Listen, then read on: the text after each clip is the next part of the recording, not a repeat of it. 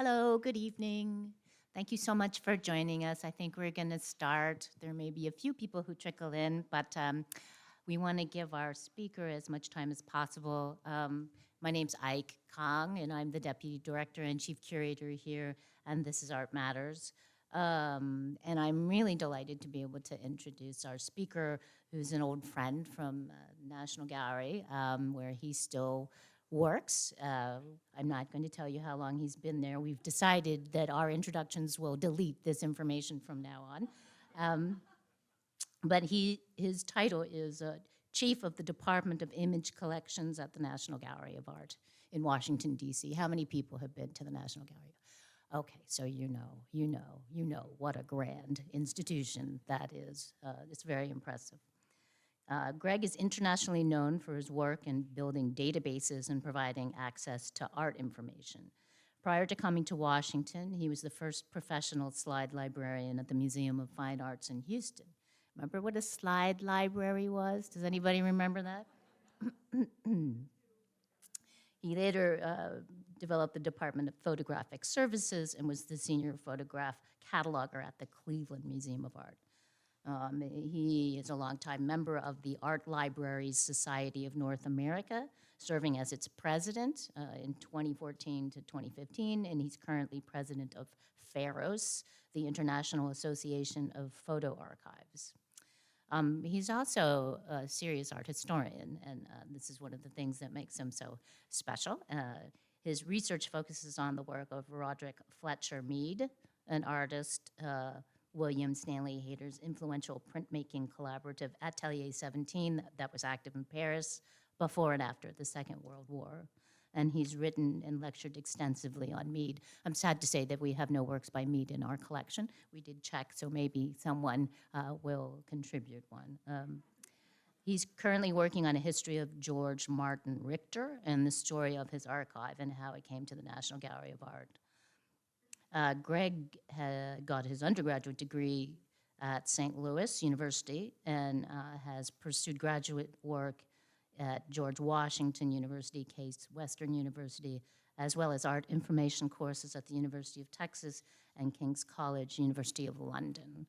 So with that, I know this is an unusual lecture. I was saying to Greg that I don't think I've ever had a librarian come and speak. And part of the reason that I thought it would be interesting is just because the digital resources have become such an important asset for museums and for research.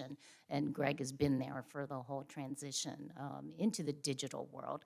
But he also retains a real allegiance to objects. And that includes archival material. And as our archivist knows well, that information can be very precious, and many things can be learned from singular objects that may seem like detritus, but actually end up being very precious documents. So with that, I'll let him take you on a tour of the National Gallery of Art.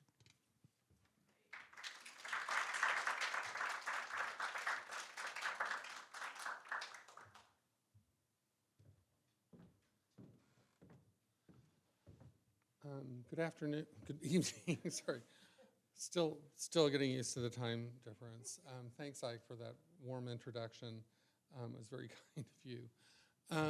I'm delighted to be back in Santa Barbara. I haven't been here in way too long. I was in college, and my sister went to school somewhere near here, and we came here for lunch one day.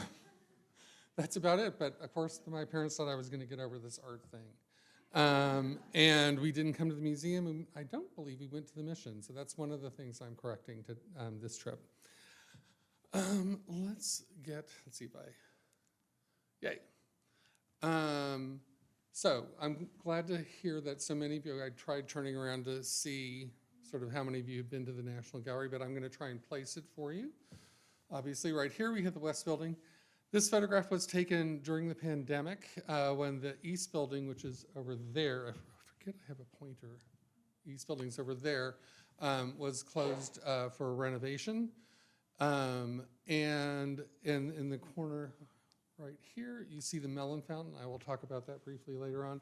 Way over here, the other half of the West Building is our sculpture garden. So this is a building that stretches, our property actually stretches from 9th Street all the way to 3rd Street. So that's many city blocks. And I actually wrote something down. I was told to just speak, but I'm old school and get a little nervous. But I'll try and not be too boring. The National Gallery of Art was founded in 1937 as a special act of Congress when it accepted a donation of the art collection of Andrew W. Mellon and his offer to fund the construction of the building and an endowment to fund it. That was $5 million in 1937, and I did the math, and I forget how many hundreds of thousands of dollars that would be as an endowment, which we still have, of course, today. Mellon at that time, or at least at one of these times, was arguably one of the richest men in America, and he had been the ambassador to the United Kingdom under Herbert Hoover, I believe. While Secretary of the Treasury, Mellon was also a member of the Board of Regents of the Smithsonian Institution. It is through his long association with the United Kingdom, he was married to a British woman, and his familiarity with their National Gallery of Art that he believed that the United States should have a similar institution, and something that would be worthy of the American people. So in 1936, it says 37 here, which is when it was formally announced, but in 1936, he proposed to Franklin Delano Roosevelt that he would give his art collection and the money to do the construction, and it was formally accepted in 1937. Let's see. The arrangement was that he would fund the building, and give his art collection, but that the government would pay to operate it, and that's still true today. Mellon provided his right-hand man, David Finley, as the first director, who'd oversee his vision and guide the construction of the building. I have lots of little things on that I could probably go on too much about. And he hired as his assistant John Walker, who would later become the second director. Finley was not an art historian. He was sort of the fix-it man for Mr. Mellon. And Finley was. He went to Itati. He studied with Bernard Berenson and had the sort of chops. So he also sort of worked a little bit as the, good, I just hit the wrong button here, as the actual chief curator. There were several concepts, there were several concepts that he had when he envisioned the gallery, and that his name would not be placed on the institution. He thought that would detract other people from donating funds and their collections to it. He also arranged that no government funds would be used to acquire works of art, and I think that's very significant. Several years ago, someone suggested that all the artwork in the National Gallery should be sold to fund something else. It just can't happen because it's private. It actually is the responsibility of the Board of the Trustees. And also he felt that if the government was buying art, that it might be a conflict of interest at that time. No living artist was allowed to be in the collection. You had to be dead for 50 years. That has since been done away with. And the last thing he wanted to do was to make sure that the Smithsonian was a separate entity from the Smithsonian. So most people at the National Gallery spend a certain amount of time talking how we are a separate federal agency.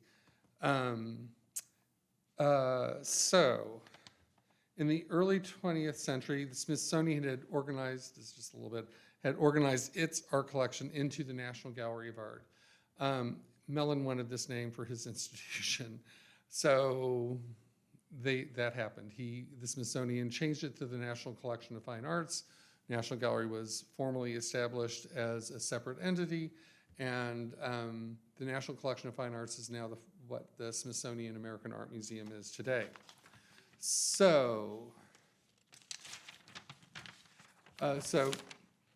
here we see Franklin Delano Roosevelt dedicating the gallery on St. Patrick's Day in 1941. And, oops, pointer. There we see Mellon had died in 1937, but we see his son right there. The original plan and design by John Russell Pope is actually pretty close to what we have now. This is an early conceptual drawing, I guess I could do that, where you have the rotunda and you have these arms going either way. Those are the sculpture courts with gardens at either end.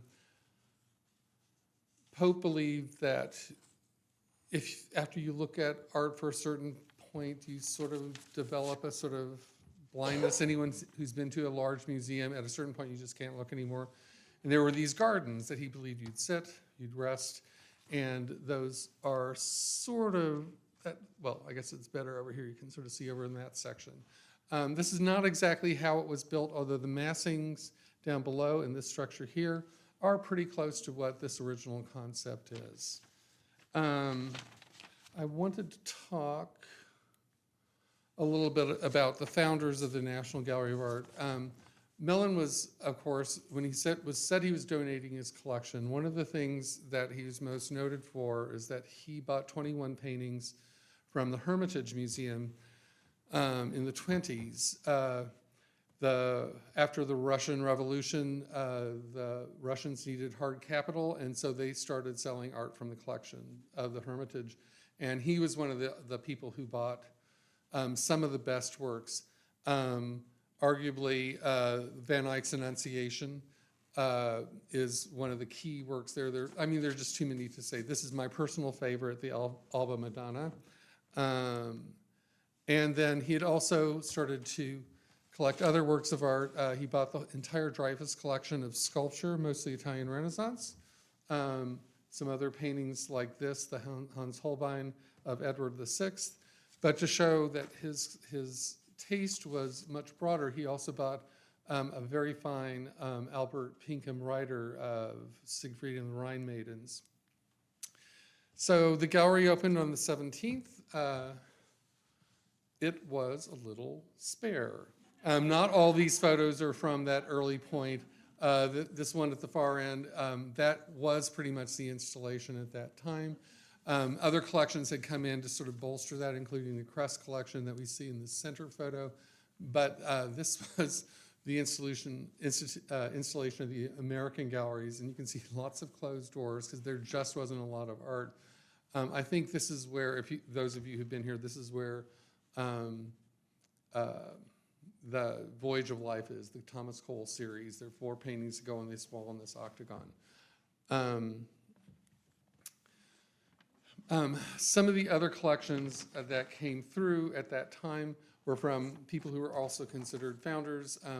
Long-term founder, of course, is Paul Mellon, who is the son of Andrew. And he had very wide-ranging tastes.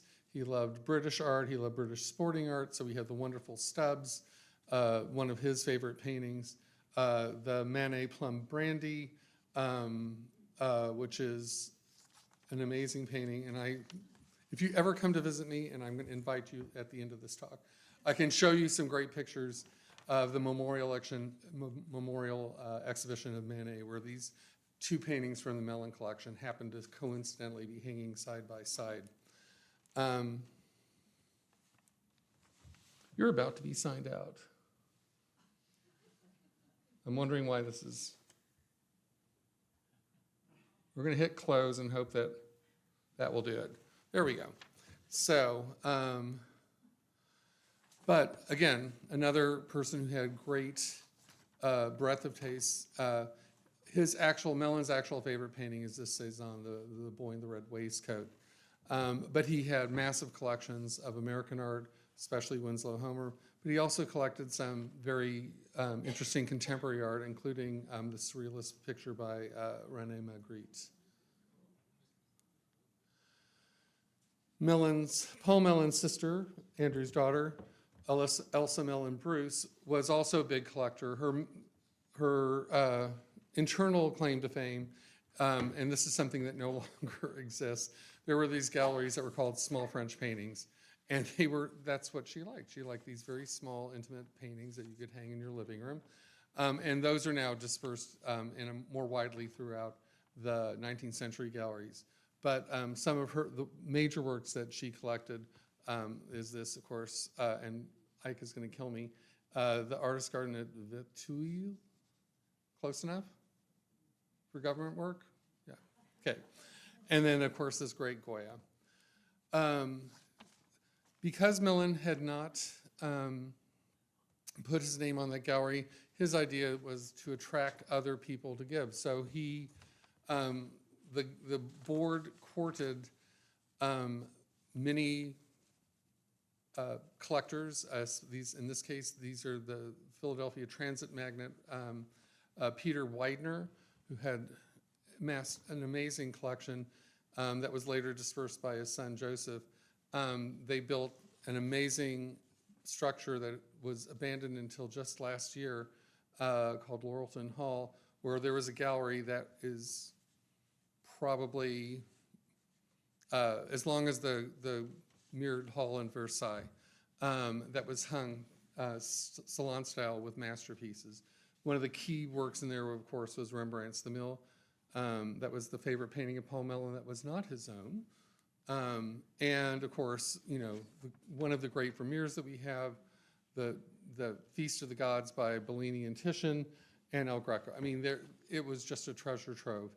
And the gallery had to sort of bend its collecting parameters. We were listed as a fine arts gallery in Mellon's terms. That was painting, sculpture, works on paper. The Mellons had a large collection of decorative arts that they wanted to come to the gallery. It included some amazing Chinese ceramics, some Italian faience ware, some medieval or Renaissance furniture, tapestries. So to convince them, John Russell Pope designed some beautiful galleries that would be there, that when Widener saw the drawings, it convinced him to donate his collection.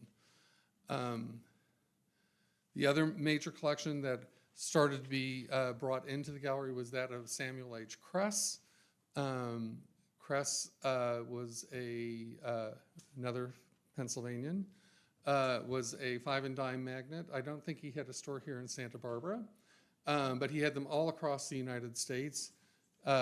He famously displayed the Allendale Nativity by Giorgione in the window of his New York store for Christmas. He only did it once, and we do not have a photo of it. We have the Kress Foundation, we have been searching for years everywhere to find it through a lot of newspaper archives. But he was, of course, noted for this encyclopedic collection of Italian paintings, mostly from the early Trecento up until about, 1700. But later on, when he realized that he was building this collection for the nation, he expanded it to include some of these other great works, like the David portrait of Napoleon in his study. Not all those works came to the National Gallery. They were distributed across the nation.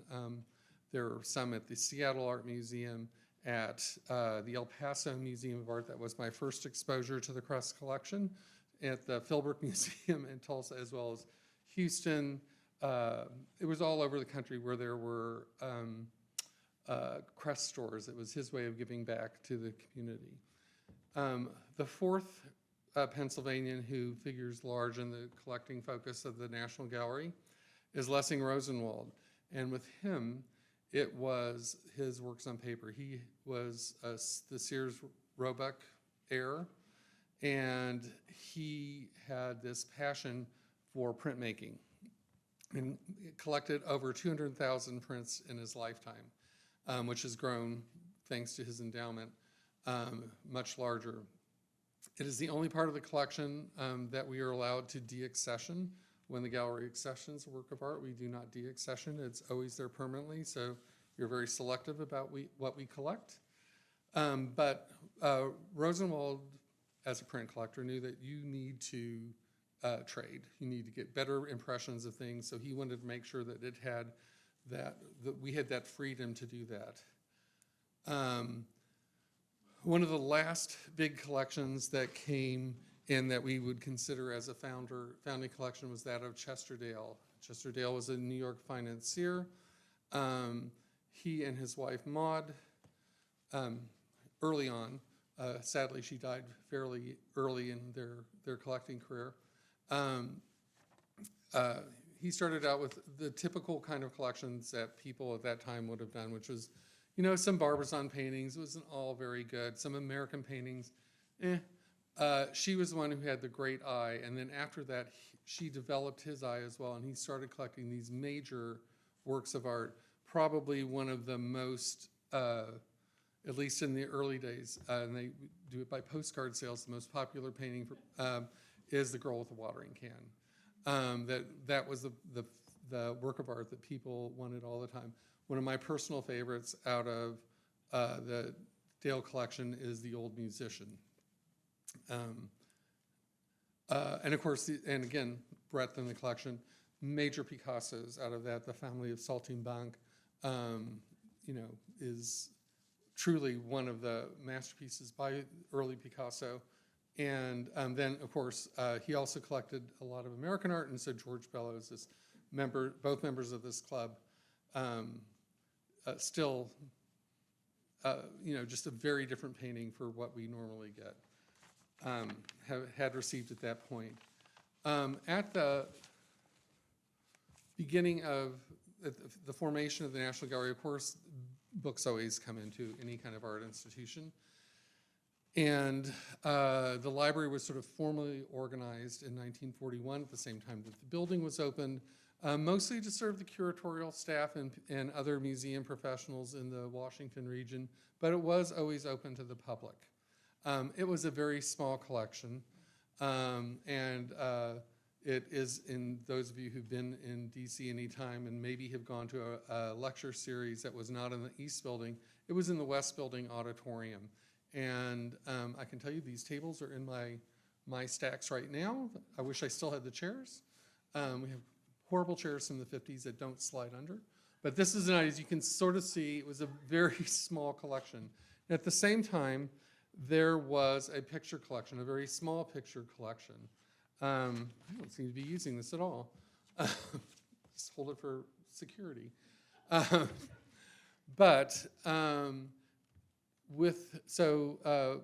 gallery was offered the collection of George Martin Richter, who was, and I always invert this, a German-American art historian is what we normally say, but actually he was an American-German art historian in the sense that he was an American citizen born in San Francisco in 1875, but he spent most of his life in Europe, mostly in Germany. Educated there, except for a little stint at Berkeley. He was at Berkeley for a year. I had to decode his obituary, full of misinformation. He was there mostly because his father, who was a very eminent surgeon in San Francisco, was also sort of a philanderer. And Mrs. Richter would, go into a decline and take the kids to Germany, back to where she had relatives in Dresden. And anyhow, everything would come back, there'd be a reconciliation, but eventually that marriage ended. So Richter sort of like bounced back and forth between okay, we are restarting, laser. I wasn't looking at the screen, wrong screen. Okay, don't turn off your computer. I think we are far gone. Did it shut down on its own? Mm-hmm. Dang. I can do a little shuffle here, song and dance. I normally do one. Let's see, I'll continue talking about Richter because that's the last thing that was on the screen while this reboots. I think that's what it's doing, but it's doing it pretty fast. And I can talk about Richter really long. He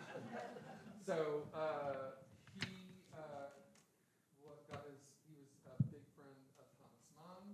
They were buddies at the university, the Ludwig Maximilian University in Munich. And that was his entree into sort of literary society. Mann's mother and sister had a salon there, and so one of the famous stories is that in talking to relatives and things like that, he was trying to make money. And he wrote a play, it was produced, it was not very good.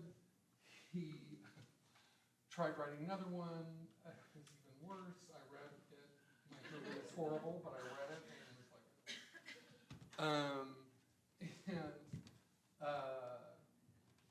so he finally wrote a letter to Mon saying, I've decided that I should really focus on art history now because the writing career is not going well. And Mon wrote back, that's a good idea.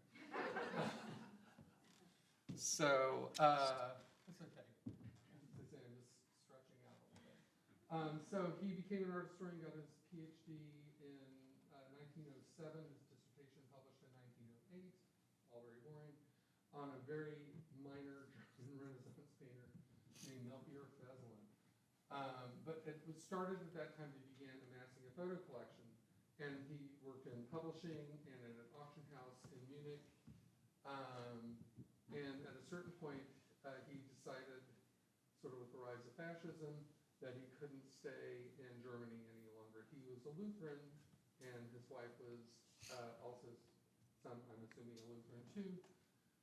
But they just were vehemently opposed to the political situation in Germany, so they went to Italy, where he switched from doing German art history and contemporary art, contemporary at that time, and went to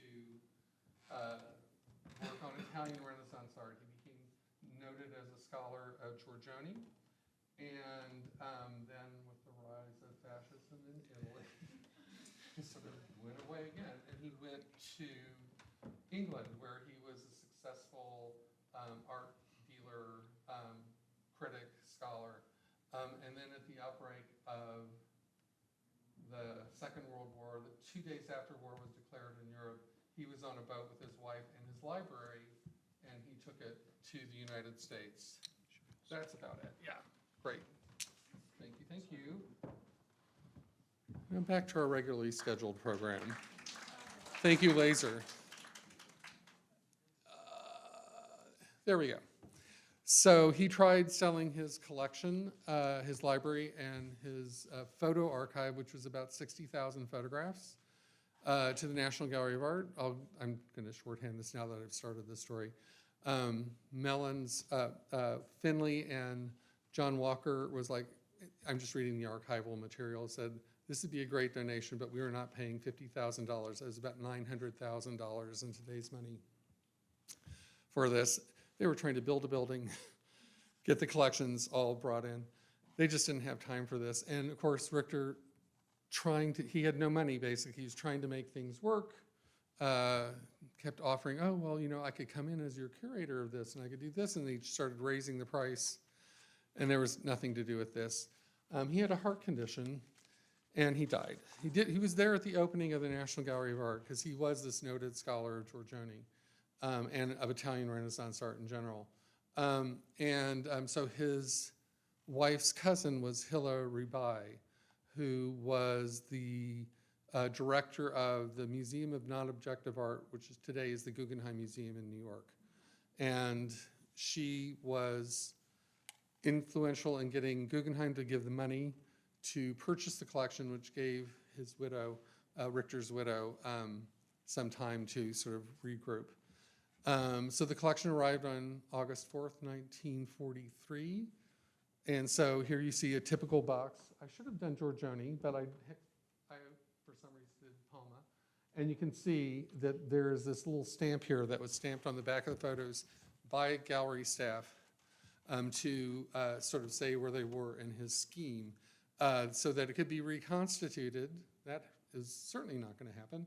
But the person who's the curator of the collection in those days thought that it needed to be able to be reconstituted when it was later dispersed into the main collection. So I was telling, I think it's the marshals who were standing right there, that I do this, when I give these mini tours, the National Gallery of Art, I always start in the rotunda. So today I'm ending in the rotunda. And we're going to move to the East Building. I am going to take a glance at what I wrote to see if it makes any sense at this point.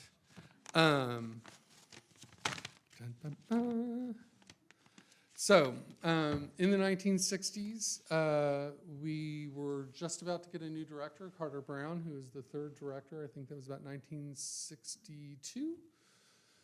And already we were talking about the building being sort of empty, with all these collections that had been attracted to the National Gallery of Art by this being a gift to the nation, it was getting full. And programs had expanded, and so staff were tucked into every nook and cranny. And so it was decided that they needed to build another building. When we received the land from Congress for the original site, they had already reserved the site east of the West Building, and for the what is now the East Building of the National Gallery of Art. It's a trapezoidal-shaped piece of land, so it was a little bit of a challenge to figure out how to maximize that piece of land to the best advantage. The Board of Trustees chose I.M. Pei as the architect. He had recently been chosen as the architect of the John F. Kennedy Library in Boston. And here we see his plan, the early conceptual drawing of what the East Building is. You can sort of see the weird sort of shape of land. And this is actually pretty close to what was sort of built. I'm not going to show you, I don't have the real floor plan, but there was this, circular area in between the West and East Building, and that is actually now defined by stanchions. It is connected underneath by a long walkway where there's a cafe and a gift shop and an auditorium, and actually behind scenes, lots of offices. It's sort of important maybe to sort of figure out that that is the public side that you all see. And on this other little triangle right here, that is where the study center is. One of the things that, I think I'm abandoning that for now. One of the things that had happened prior to the building of the East Building is that we had established a Crest professorship, which brought in an eminent art historian or curator to come work with the gallery staff and its curatorial people to maybe do programmings, to work on independent projects for themselves. And it was decided to sort of expand on that and create something that's called the Center for Advanced Study in Visual Art. It's sort of an art history think tank. Go art history. So with that in mind, they were trying to figure out then, what does that mean? They were trying to figure out the purpose of this building more than just exhibition space.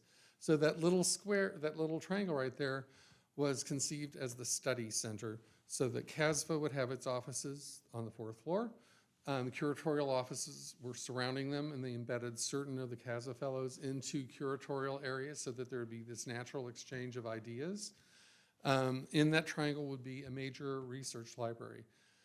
The library had grown considerably since then, but they wanted to make this a research, university level, research one art library. And that is what's happened. And let's see if I have anything else to say on that. Oh, pretty pictures of the East Building. Not as pretty as I would like. I had trouble. We were talking about digitization earlier in the introduction that Ike made. We spent a lot of time creating an EDAM. I couldn't get any good pictures of the East Building out of it.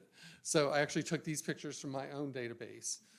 And this is actually, if you stand in my reading room and look up the stairwell, that's actually there. It is one of the most beautiful places, I think, in the East Building. One of the last things that sort of happened under our 4th director, Rusty Powell, who I think is not given a lot of credit for a number of things. He started this plan. It started with a leaky skylight, as most things do, that the skylights needed to be replaced. And then when they looked at that, it was other systems. So they created a master facilities plan, and they carefully staged it. So we got funding from Congress. Congress is supposed to take care of the buildings. And we've been very, very successful at getting money from Congress to do that. And they went systematically through and replaced systems. They updated everything. It made it very beautiful. On the art side, we have attracted and continue to attract, thanks to kind people like you, who give their works of art and give funds to support the programs of the National Gallery.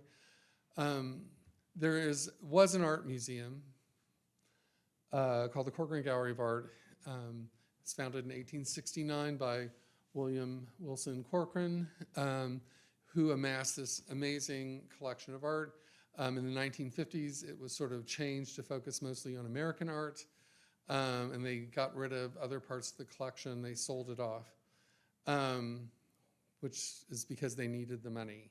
It's a museum that has been horribly mismanaged, or was horribly mismanaged. It was never really supported, didn't have the government support it needed. It missed the tech boom.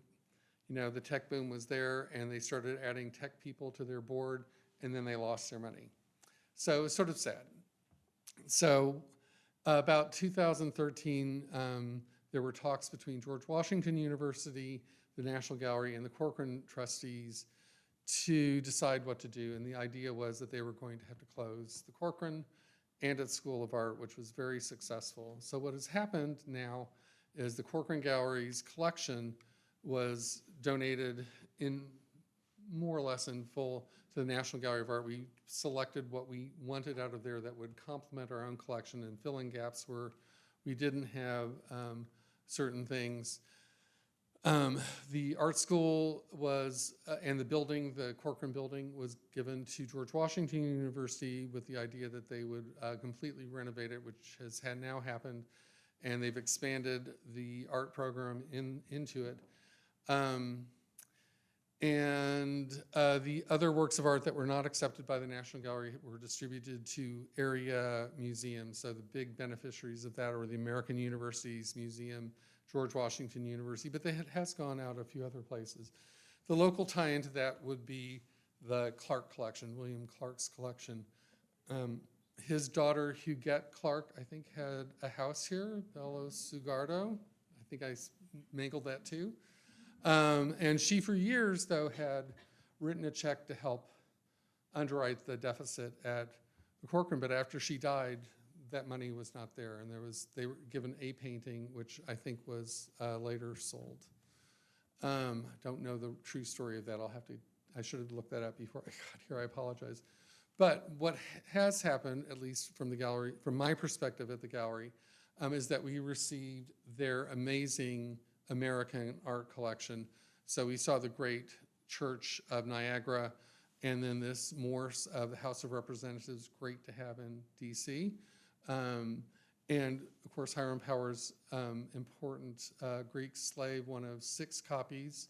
But also Corcoran was collecting things that were also not American. So this Mengs portrait filled a gap in the gallery's collection because we had no work by him at that point. One of the last 2 things that Rusty did, well, actually the last is this, the fountain. But there had always been plans for a sculpture garden on the mall. For years that land had been reserved opposite, and there had been a skating park put in there in the 70s. And so Rusty finally took this idea that was sketched out by Pierre L'Enfant in the 18th century and decided to create a sculpture garden. The gallery had been collecting very monumental sculpture. Unfortunately, I don't have a view of that, but he completed that. And one of the last things that Paul Mellon did was to insist that there be mature plantings there, and that he, besides giving money to help fund the design of the garden, he paid for these, and it's expensive, these massive trees to be brought in so that it would look like it had always been there. I think that was a lovely, touching thing. But the last thing that Rusty really did was the acquisition of the land and the fountain that was a memorial to Andrew Mellon.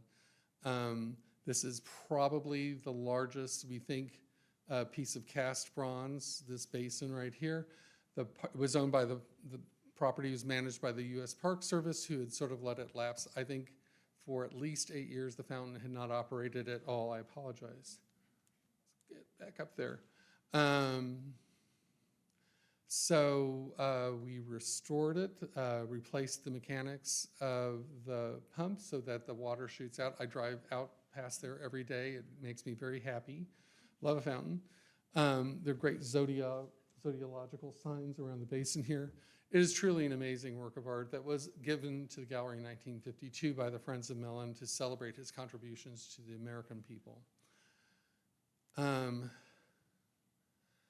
So now, going back to the script to see where I am. Okay, we're in the future. Finally, he says. But, here we get to see a Mark de Souvero right there. And in the back, you can see a Robert Indiana, Amor instead of love, that is in the sculpture garden. So with the arrival of Kaywin Feldman as our 5th director, several major changes have happened. She's only been there, she came just before the pandemic, I'm gonna say 2018, I think that sounds about right. She has expanded and reapportioned duties to the executive team, and they have new ideas on operating the building and the collection. There has been a new curatorial collection policy that has been put in place, and that is to try and diversify the collection. I think we are all doing that now. The 5 major areas that they're looking at are for BIPOC, American, and LGBTQ artists, art of the African diaspora, women artists across time, art related to European colonial empires and global exchange, and the works of major international modern and contemporary artists, particularly of the global South. So to that end, we have the Lavinia Fontana, which is a fairly new acquisition of a Renaissance woman painter, the portrait of, and it is so new that I don't even know the title of this, Lucia Bonassoni Gazzoni. And then we have a Native American artist, also a woman, Emmy Whitehorse, who's Dine from New Mexico.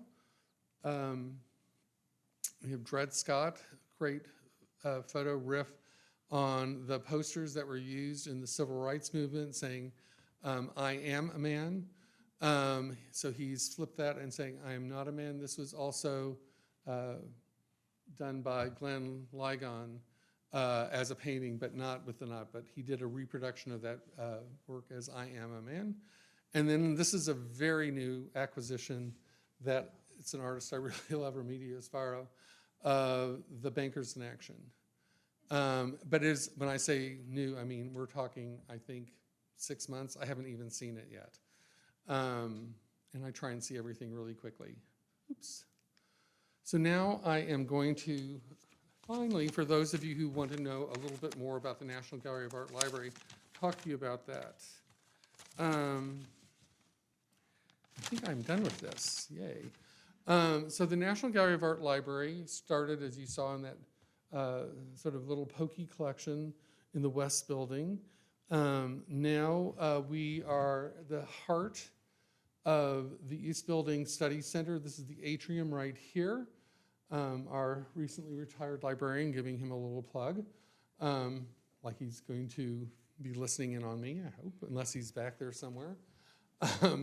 But you can sort of see how we have books, I always call them decorative stacks, right there, that have various things that relate usually to the curatorial offices that are on those floors, as well as we have 3 layers, levels of stacks down below. We actually have George Washington University students over there in the corner coming to start, and then downstairs we're getting to my reading room. So on the lower level below there we have my reading room, where we share some of the book space with the book library because they are out of space. But then we get back into this side. So we have, again, one of, I think, it's maybe not my best picture, where you get to see this sort of cathedral-like procession of piers and this clear story up above. But over there we have my first stacks. And we go on, and I think I've got other photos there. So as you can imagine, a library that started in 1941 and has been massively collecting for 80 years, we are getting full. So this photo in the 70s shows, this isn't a public area, But you can see that we went from that nice sort of orderly, bookshelves going there to where we put bookshelves on top of bookshelves to try and do that. We can't do that in these two stack areas here. I went and took these photos just before I left. But what you can see down this long corridor there, down right there, is we are reduced to putting books on book trucks because we just don't have the room anymore. The library was built for 200,000 volumes, and we are now over 500,000. So we have really, I used to joke that if you stand in one space too long, someone's going to slap a board across your hand and start shelving. We're almost to that point. We are living in fear of when anyone retires, because if they've had books in their offices for 20, 30 years, and some of those curators have retired, it means shifting the collection to incorporate them again. So, and I forget my next slide here. We are in sort of the same pickle. We were built for 2 million photos. We now have 8 million photos. This room, during the pandemic, we had to, they were doing a construction project. We had to move our glass negatives over here. These have now been cycled back. I don't have a photo of this space now, but we've installed more shelving in there to take care of our rare collections. We put all rare collections in what was the former slide library.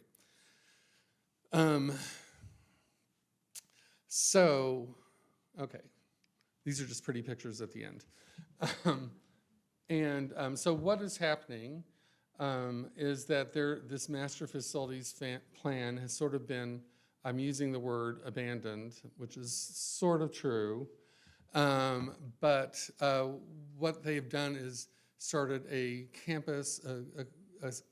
campus-wide program to reevaluate space and function. And I actually don't know a lot about that because it's still sort of new in the formation. We had plans for what we were going to do to try and alleviate some of our space concerns. One of the first things that we were going to do, or that we have done, is collaborate with the Smithsonian on building a joint storage facility out in Maryland. This was just the quickest way to do it. Congress, the Office of Management and Budget, just said, if you want to do this, you're going to need to partner with the Smithsonian because money is tight in the government.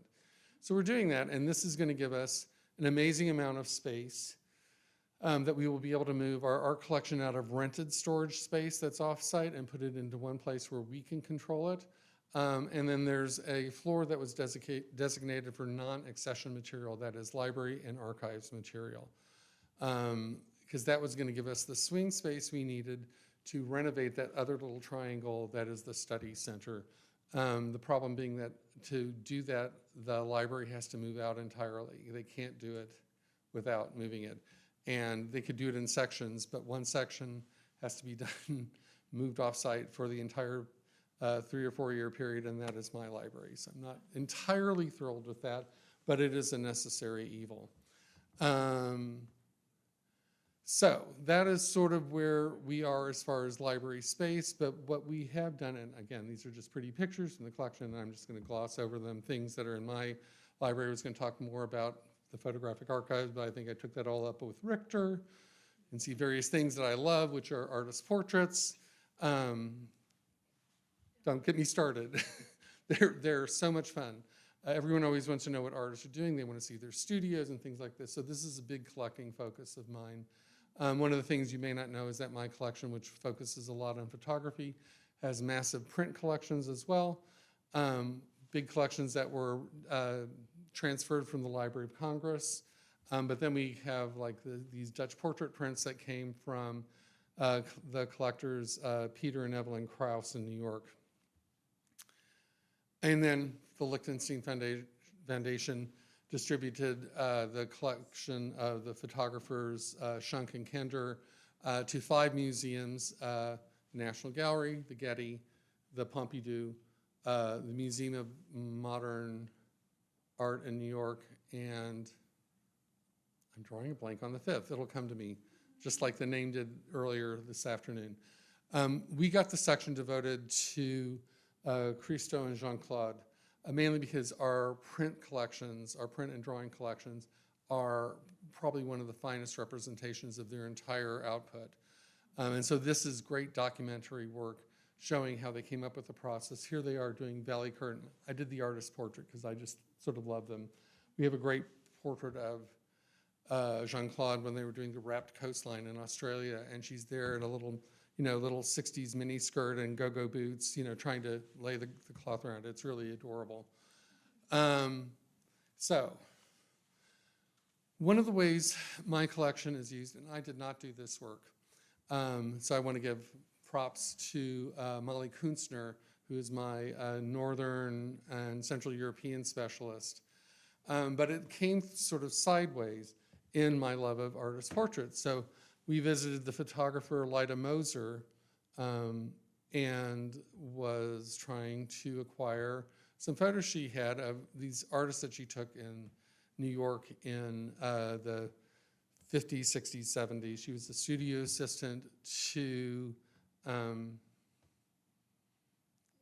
that name just flew out of my head. It'll come back. But printing Ache prints from his negatives. But she was friends with John Koch, who was a New York Society portrait painter, and his wife. And so I had amassed this collection. We have a lot of Koch portraits. Molly, who had been up in the Dutch department, we were going through photos, and this was sitting out for something, and she sort of walked by and did a double take and was like, that painting, that Jan Steen, which is now in a collection in New York called the Leiden Collection. She's like, what is it doing on the wall there? So basically what we found, and I'm going to advance the frame, is that this painting had gone missing. It has Nazi-era provenance. You can see, probably better to use the pointer, that it had been, where's Adolf Hitler? He's in there. There we go. That it had been taken, had been sold under duress, and was in the collection of Hitler for his museum in Linz. And then after the war ended, it was part of the Munich Central Collecting Point. My department, the negatives were housed at the National Archives, but they had never been printed. And Charlie Parkhurst, who was the deputy director, long before I got to the gallery, had been a monuments man. I think some of you might have seen that movie that went around. And he was one of those people who went through and helped safeguard collections. He knew that this collection had never been printed. It was an amazing trove. It was shipped back to the United States, the negatives, glass plate mostly, in the 50s, 1951. So he arranged with the archives to have this collection brought to the gallery, taking up an enormous amount of my space. And we started printing it. It took us 25 years to do it. It could have gone a lot faster had the person, it was not my staff doing it, we had people from the photo department who were not interested. But we did have to get a conservator in to piece together a lot of the glass plates, which was like some demented crossword puzzle because it's all black and white. It's cracked, and you basically shake out an envelope and you try and, you start by fit like a puzzle, fit up the exterior and then work your way in. It was amazing work. But she saw that, my friend Molly saw that on the wall, and so she was able to, I'm trying to remember where it got lost, and I think it was right about here, sometime when it was sold in Paris. We didn't know that, someplace, in the 50s. Well, it ended up on the wall of John Koch's house. He was, besides being an artist, he was a big collector, had a salon in his, I think he lived in the Dakota,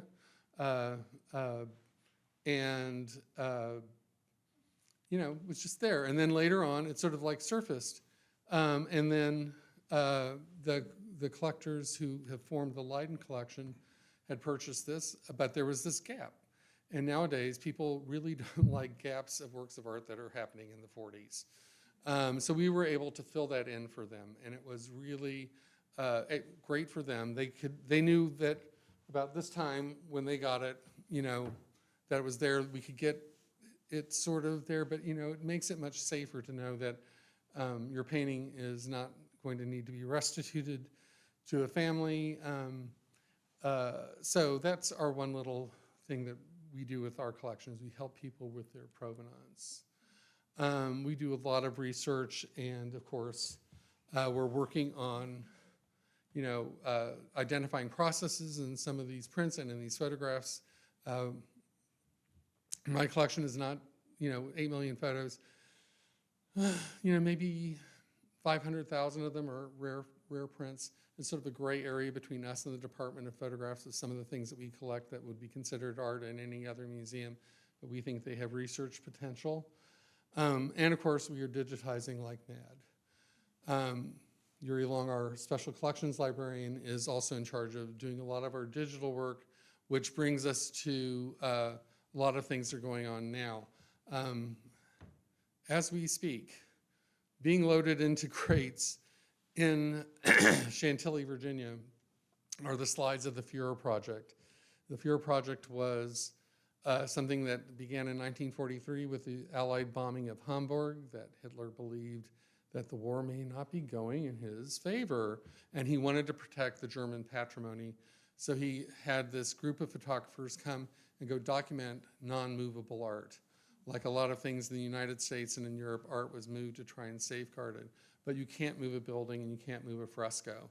So the idea would be that should these works get damaged, that they could be reconstructed after the war.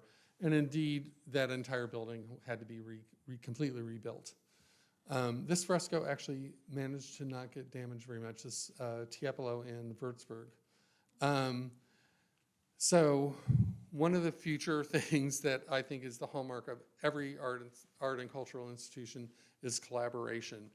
And so one of the things that the library is doing is the digital Chiquinara program. So Chiquinara was in the Romantic period, I think he died in 1824, had amassed what was considered the great art library of its time. He sold it to the Vatican, and there it remained. And in, I think it was in the 90s, it got microfilmed, which was, easy, fast, cheap way to do it. And these microfilms, this is, again, thanks to the Samuel H. Kress Foundation, these microfilms were then distributed to libraries all over the world. And so what has happened since then, because microfiche are so much fun to use, and of course they have a shelf life, and in our digital age, you really need something more, is there's been this project to go and digitize, not the originals, unfortunately, not the microfiche, but to do the same, to do copies of those works in other libraries across the world. The Vatican collection of the Chiquinara was considered too fragile to put through that process again. They claimed that it was damaged. I'm not sure that that's true, but so we've been doing that. So it's a partnership with a lot of libraries. The University of Illinois are the people who spearheaded this, then Columbia, Princeton, Harvard, the gallery. They've all gotten together to take volumes, rare volumes in their collection that match the Chiquinara collection and are digitizing these. These are up on the internet now, so they can be used by pretty much anyone who stumbles across it. And then I'm giving a plug for Pharos. Pharos is the International Association of Photographic Archive. We now have 15 partners, not 14. Our website is still not publicly available. From the time we started this project about 10 years ago, technology has advanced so much that we are now, we got wonderful funding from the National Endowment for the Humanities, as well as the Samuel H. Kress Foundation and the Max Planck Institute. And we are using that not only to try and bring this to fruition, but we're ending up revising the backside of the collection, of the database, to make it even more useful. It's going to have really, I don't describe it as well as I should, but you'll be able to use computer vision to look at a photo that there may be 6 or 7 examples of a work of art, but you put in it something that I'm looking for, Giorgioni's Virgin and Child, blah, blah, blah. But it will show you all the instances of that. One of the cool things we'll do is that you have a photo of something in your collection, you scan it, you put it in, it will try and find a match for that. Your photo of that image could be slightly oblique, it could be framed, it could be out of a frame, and the computer vision will go and find the closest match to it. It is very cool. It does this wonderful searching with, I don't describe it well, but it takes word searching to another level. It is going to be very cool when it gets open. I've been saying it's going to be open any month now. I've been saying that for 2 years. And I keep pressing them. I'm not popular with my colleagues on this. But more easily, come look at our website. This is, if you go up here to research, you have to drill down a little bit to find the library, and then it gives you the libraries page, and then we have this page for the image collections there. It's searching strictly with pictures, although our early data will not have that, and there's some copyright issues. But a lot of the material that we do have copyright-free images, we put it there. Click the little features button. We have a lot of things that showcase different aspects of the collection.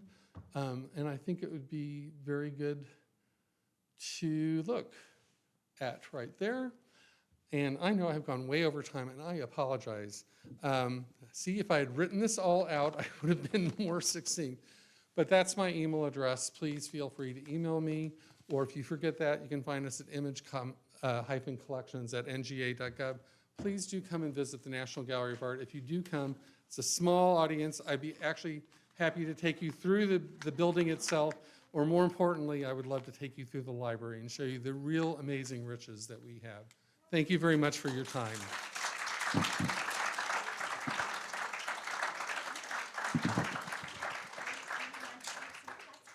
I'll answer some questions. I think you must surely be bored out of your minds by now. Yes, dear. Hi, I teach in Carpinteria, and one of the things I teach is American art history. What is one tidbit about American art history you think more children should know about, or what would you like tell kids to get them interested in American art history? Oh. Okay, wasn't expecting that, but let's see if I can. I'm usually good at doing a little shuffle around here. American art history. I had to confess to Ike, because she thinks I'm an Americanist.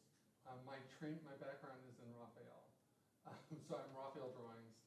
But as I told her, I can't see anything new that more smart and brilliant people have said and about that. But I work on an American artist now. I think that to get them interested, is that sort of your, what's amazing is that there's so much American art all around us, and there's a lot of public art that you can just go and look at. I was blown away by the collection here today. Ike took me through very kindly, and saw the amazing American collections that are here in Santa Barbara that are so easily accessible. I got to admit, in California, it's a little, you don't get the whole range of American art. You don't get a lot of colonial portraits, although I did see 2 on the wall. I was going to try and venture a name. I was going to say, I'm not going to do it. I'm going to embarrass myself. I've already done it twice to her today. She's like, no.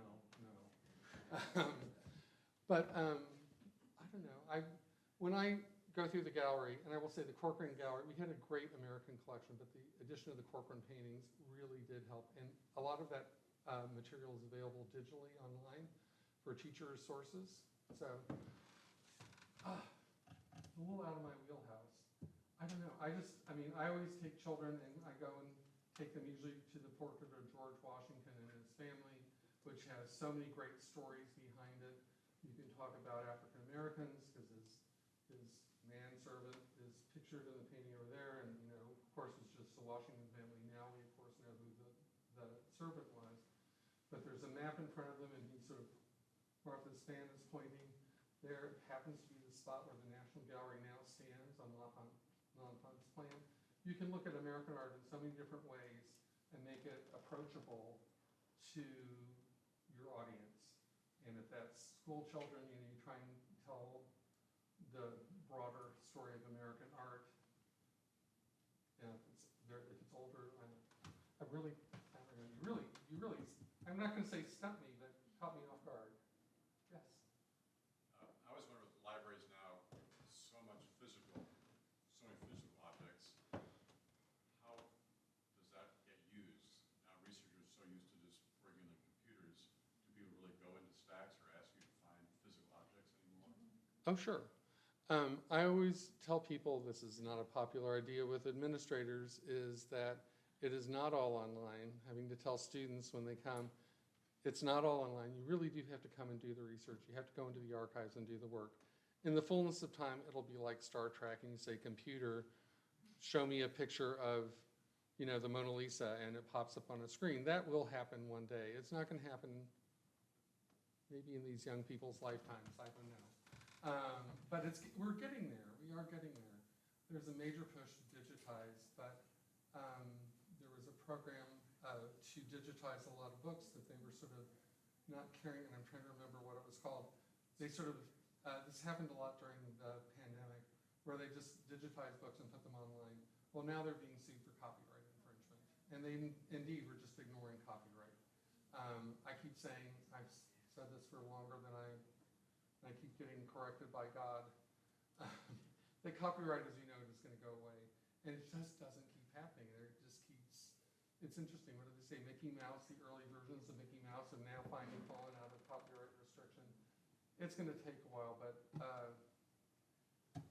yes, there are great physical things. People keep saying, publishers keep saying the book is going away, but we find, number one, that you retain information better when you actually read it from a page as opposed to a screen. And I don't know if it's a DC thing. We still have independent bookstores that are very popular. And I know when I'm in Europe and I'm going through libraries over there, their reading rooms are packed. Our reading room upstairs is pretty well populated. People still use books. I think they are wonderful devices. They're fun to hold in your hands. I don't know. I've been a book person my entire life. I should probably point out that I do not have a library degree, which hasn't held me back.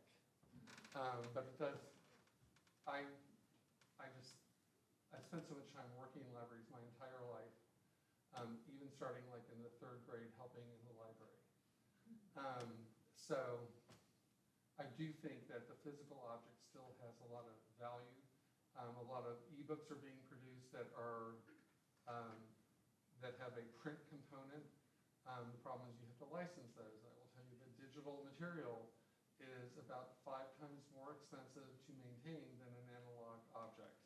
It's something that people don't realize. They think if we digitize it, it's done. No, it has to be constantly monitored and upgraded and switched to another server. It's very expensive. So yeah, I do think there's still a lot of value in a physical library. I mean, the Library of Alexandria was recreated in modern times because it was felt that having this great resource of knowledge was worthwhile. And I firmly believe that libraries are important. So please do come to ours. Yes? I have a question about your photography collection, and Good. I can't remember how many hundreds of thousands, was it 500,000? Million? Million, We have 8 million photographs. okay. That's 8 million individual objects. So That's a lot. how do you think about the collection? That's a lot of pictures. And All the time. Seriously, I really do worry about it all the time. But no, you do think about it, you try and figure out how you're going to make it accessible. If I had a live connection, I warned them not to give me one because I'd really keep you here for much longer than this. I would take you through and show you some fabulous things like the Manet, that's one of my favorite things, is the Manet Memorial Exhibition. But what we try and think of right now is when we are prioritizing things for digitization is who's going to use it most, where is the biggest hit going to be? Because you want to help as many people find information as you so can. it's pretty much for research. Well, we do, there's an exhibition that the National Gallery is doing in partnership with the Musée d'Orsay. Look at it right, for 1874, the Impressionist moment. It's going to be in Paris and in Washington. Please do come see it. We are loaning 8 objects to that exhibition. So some of our rare photographs, some albums, and the library is loaning a few objects on top of that. And the library is doing display that will further that even more using photographs, which is a fairly new medium and was just being exploited at that time. Not as an art thing, sort of, documentary thing, sort of. I mean, it was sort of this fusion. So you will be in Washington sometime soon, so I'm really happy to take you through and show you that in person. So I think maybe we'll come to a conclusion. There was one lady who very kindly has had her hand up for a long time, but she must be going dead. One more then. One more, sorry. I lived in Washington for a while, and at one point taught art in high school, and we went to these wonderful exhibits that you had there of the Rodin. I don't know if you remember that. It was like they brought Rodin right. The gates of hell. Oh my God. I mean, I felt my students were so fortunate to be able to witness that. And then they had a great Matisse show too. Are you doing things like that anymore? We are. The exhibition focus has changed under Kaylin. She's trying to be more representative of what's going on in the country. So we aren't doing the big monographic exhibitions that we used to do, that we used to be famous for. So I'm sort of sorry about that. So there's no big Vermeer, there's no big Rembrandt, Raphael. We just don't do that anymore. We do more thematic shows, and we are focusing more on contemporary art and art that is more representative of what's going on in America now. So, but there are still shows like, there will still be, the 1874 is probably one that you shouldn't miss. I will tell you that the first exhibition that I saw at the National Gallery when I came there for graduate school was the Rodin show. So, and my first exhibition that I saw when I was starting my history degree and I had the poster in my office was Matisse cutouts. And it was also at Washington. So it's, yeah. Thank you so much.